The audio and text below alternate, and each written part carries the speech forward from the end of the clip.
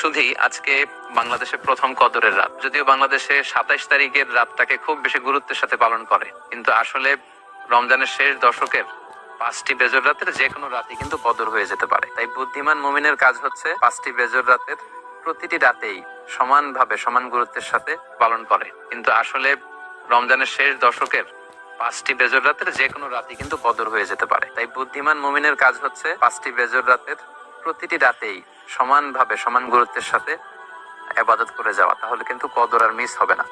আল্লাহ রাসূল সাল্লাল্লাহু আলাইহি সাল্লাম বলেছেন, মান হুরিমা খাইরাহা ফাকাদ হুরিম। যে ব্যক্তি এই কদরের বরকত মাহাত্ম্য থেকে বঞ্চিত হলো, সে আসলেই বঞ্চিত হলো। কারণ পুরো রমাদানের মূল আকর্ষণ হচ্ছে এই কদরকে ঘিরেই সবকিছু।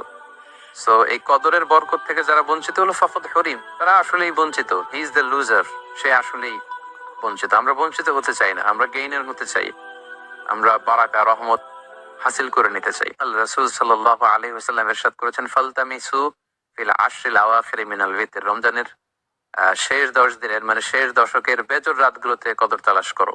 তার মানে বাংলাদেশে আজকে থেকে শুরু হয়ে গিয়েছে। তার মানে 21-এর রাত, 23-এর রাত, 25-এর রাত, 27-এর রাত এবং 29-এর রাত, এই 5টি বেজর রাত, অড নাইটস গুলো, 5টি রাতের যে কোনো একটি রাতেই কিন্তু কদর হয়ে যেতে পারে। এবং কালামুল্লাহ মাজিদে আল্লাহ তাআলা সূরাতুল কদর নামে একটি সূরা নাযিল করেছেন, যেখানে আল্লাহ বলছেন, লাইলাতুল কদরি খায়রুম মিন আলফি শাহর। কদরের রাত 1000 মাসের চেয়ে সেরা। 1000 মাসে হয় 83 বছর 4 মাস। তার মানে আজ রাতে যদি আমরা ইবাদতের মধ্য দিয়ে এই রাতটি কাটাতে পারি, তাহলে 83 বছর 4 মাস ইবাদত করলে যে পরিমাণে সওয়াব পাওয়া যাবে, আল্লাহ তাআলা ঠিক ওই পরিমাণে সওয়াব দিবেন, এটা আল্লাহ বলেননি। আল্লাহ বলেছেন খায়রুম মিন আলফি শাহর, তার চেয়েও বেশি পরিমাণ সওয়াব, ব্লেসিংস, মাহাত্ম্য আমরা অর্জন করতে পারবো। এবং সালামুন ইয়া হাত্তা মাতলাইল ফজর, ফজর পর্যন্ত, রাত থেকে মাগরিবের আজান থেকে শুরু করে ফজর পর্যন্ত পুরো সময়টাই কিন্তু কদরের বরকতময় রাত। এবং যখন কদরের রাত আসতো, আল্লাহ রাসূল সাল্লাল্লাহু আলাইহি ওয়াসাল্লাম ইবাদতে খুব বেশি নিমগ্ন হয়ে পড়তেন। সারা বছরের কখনো রাসূল সাল্লাল্লাহু আলাইহি ওয়াসাল্লাম সারা রাত জেগে ইবাদতের কোনো নজির পাওয়া যায় না, শুধু কদরের এই রাতগুলো ছাড়া বা রমজানের শেষ 10 দিনের এই সময়টুকুন ছাড়া। হাদিস শরীফে এসেছে, ইযা জা আল আশরা আহিয়াল লাইলা ওয়া আইকাযা আহলা ওয়া জাদ্দা ওয়া শাদ্দাল মিসার।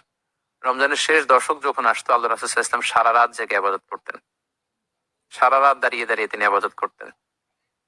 ওনার ফ্যামিলি মেম্বার্স এর মধ্যে থেকে কেউ ঘুমিয়ে থাকলে তাদেরকে উঠিয়ে দিতেন এবং তিনি কোমরে গামছা বেঁধে ইবাদতে লেগে পড়তেন। এখানে রূপকর্থে কোমরে গামছা বেঁধে বোঝানো হচ্ছে মানে ইবাদত করার জন্য তিনি এতই উদ্গ্রীব হয়ে পড়তেন, কখনো বছরের কোনো সময়ে এতটা উদ্গ্রীবতা রাসূল সাল্লাল্লাহু আলাইহি ওয়াসাল্লামের মধ্যে দেখা যেত না।